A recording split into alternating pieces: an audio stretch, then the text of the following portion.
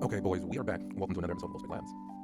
In the last video, we went over virtual switches and what they can be used for. Let's walk through a practical example of that and see how that would, actually work or apply within the network. So I have a little lab network right here, right? Off screen, it has a router, the main controller, all the good stuff that makes lab networks fun. We have two hosts, a Linux host and a Windows host. So in order to configure this host of virtual switches, you first click on the host itself. You then click on network.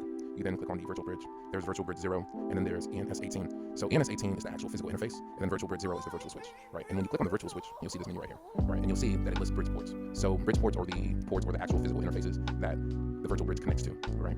So because we define bridge port ENS18, right, the actual physical interface of this host is now assigned to virtual bridge 0. So we go over to the right, and we go back to our Proxmox host, and we were to click another host, like PV-Lab2. We'll click that host, and then we go ahead and we click network. Then we go to the right again, you'll see this host is also configured the same way. It has a virtual bridge 0 and an ENS18, right? So the Proxmox hosts, they all have to have the same virtual bridge names. So as a general rule, you want to have your Proxmox hosts to have the same bridges, especially if you want to use some of the more advanced features. That's not necessarily something you have to do, but it is a suggestion.